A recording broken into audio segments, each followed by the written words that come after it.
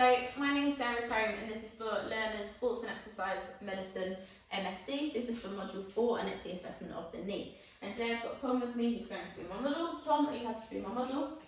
Perfect. So the first thing we're going to do is observe the knee, have a look at the knee. So ask you to stand up and I'm looking for any hypertrophy or atrophy of the surrounding muscles. I'm looking for any deformity of the knee joint, any redness, any swelling, any bruising. Next, I'm having a look at his foot placement. So I want to know if his feet are pronated. If his feet are pronated, then that obviously makes the knees a bit more valgus, and then that can put a bit more stress through the knee joints. Same with the hips as well. I want to see if they're nice and in line. If they're a little bit unequal, that can stress the knee joint as well. Please ignore the dots. Next, I'm going to ask him to walk. So Tom, if you could just walk to the ends and back. Now normally when you ask someone to do a walk assessment, they change their gait a little bit, but I'm making sure that he's having a nice equal stride length, he's happy weight bearing through both knees, he's got a nice extension through the knee joint as he walks, and he is happy to bend them as well. Brilliant. Next I'm going to ask him to do a squat. So if you stand there facing me, just have a step back so I make sure you're in the camera. Brilliant. Squat for me. So I'm making sure he's happy going down deep, I'm making sure he's equally load bearing through both knees, and again I'm watching for any knee valgus, whether that's coming from the hips or from the ankle joint. Lovely. Then we're going to try and progress it a little bit. Take a step back for me and turn it into a lunge. Brilliant. So this is a bit of a progression on the squat. Obviously you're having to load there through, put a lot more weight through that one leg. Again, it stresses the ankle and the hip stability, and we're seeing if that knee is more valgus as well. And then if he can, we can progress to a single leg dip, and you just go in as low as you can. You have to do that. Yeah. Bro. So again, watching for form, watching for depth, watching for ease of doing it. Whilst we're standing, we're going to do a test for Thessaly's, which is a test for the meniscus. So if you face me and hold on to me because it's not a balance test, I'm just going to get him to bend to about 30 degrees and twist side to side. So a little bit slower and try and get a little bit more rotation through that joint. And again, I'm looking for comfort through the knee and if Tom's reporting any pain. Brilliant. I wouldn't normally do that at the beginning, but we're only doing it now because we're standing. Have lie down on the bed for me. And we're going to look at active and passive range of movement. So I'm going to ask him to bend his knee as much as he can. Lovely. And then I'm going to apply a little bit of overpressure. And I'm looking for any discomfort. And I'm assessing for the end feel. So that's a nice soft end feel, which is exactly what I'd expect. Then I'd ask him to extend his leg. And lower the leg to the floor. So we've got a full extension. Obviously most people's legs will go to 0 degrees of extension. And some people will have a little bit of hyperextension, and Tom's got a little bit there. Lovely. Then we're going to go into the ligament testing. So I'll start with the MCL, which is on the inside of the leg. So I'm going to take the knee into about 30 degrees of flexion. I've supported him with my hip and my right arm, and then I'm placing my hand there and doing a valgus movement there. And this is stressing the ligaments on the inside of the knee. I'm looking for laxity and pain. Then I'm going to do the LCL. So there's different ways you can do that. So the LCL is on the lateral part of the leg. I'm bending the knee slightly again and stressing it that way. Okay. The next thing I can do is take the leg into 0 degrees and do the stress tests again. If they're more lax in this extended position, then it can be a sign of a more serious ligament rupture, including the ACL. The testing there. Which leads me nicely onto the ACL testing. So there's a little cluster, there's numerous tests. The ones I do are anterior joint. Are you happy for me to sit your foot?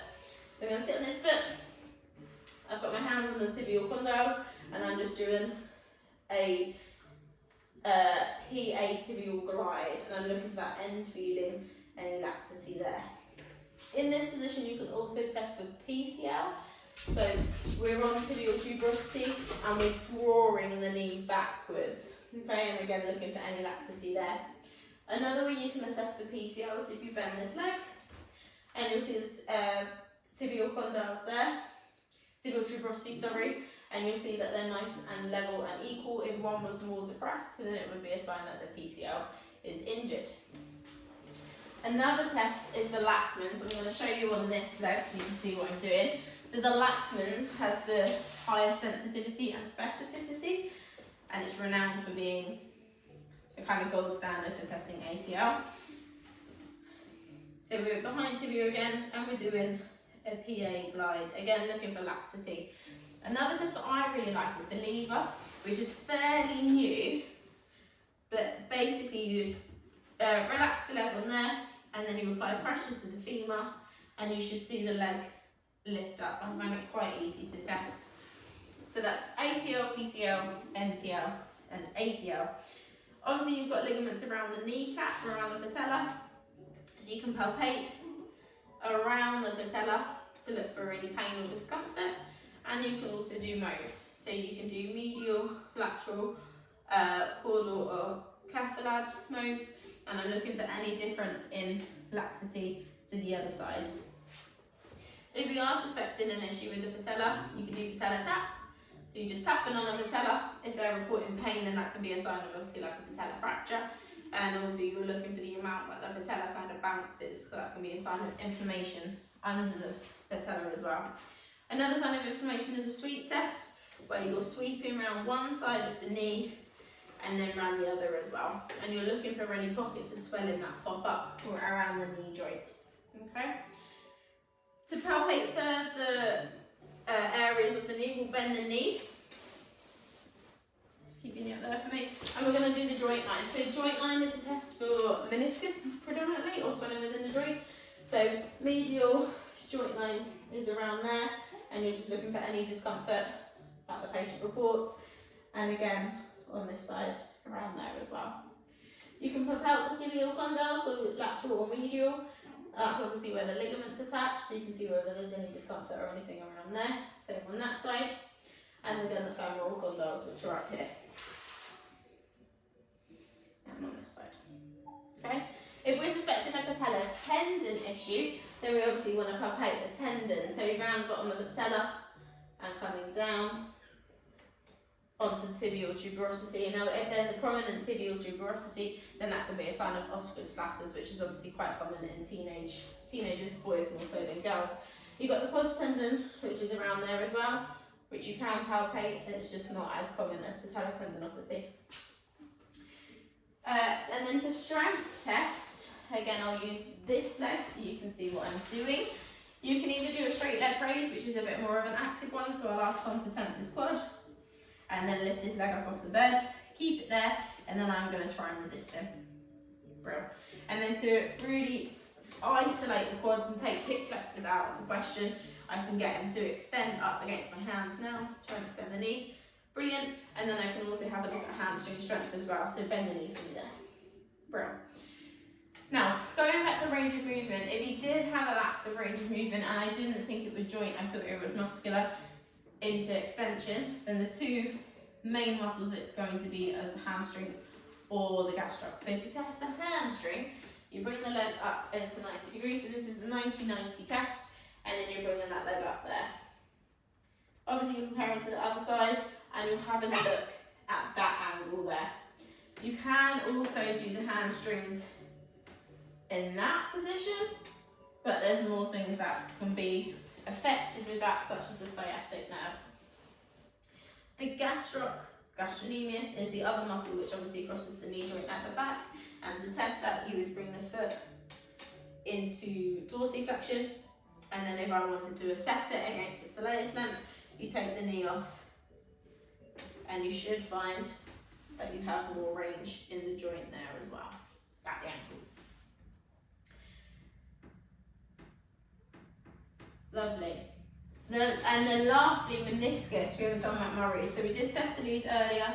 McMurray's is another test which is renowned for being a bit uncomfortable.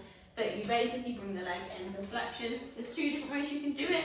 You can just do a bit of a scour there, or you take it into flexion, rotation and extension. You're looking for resistance within the joint, so like a lock-in or a clicking, and obviously you're looking for pain in the patient as well. Okay. Behind the knee as well, you can palpate. There's the Baker's cyst that you can palpate, which can be swollen, especially in patients who have a knee joint pathology. You've also got the popliteus as well, and the popliteal artery, so you can test pulses down the leg to test for them. You've also got the dial test, which I'm not going to demonstrate, but that's for a complex posterior knee injury. You get the patient down in prone, you bend their knees, you draw down into the feet and you rotate, and then one's extra lax, then that shows that there's a serious issue to the posterior knee. That is my knee assessment.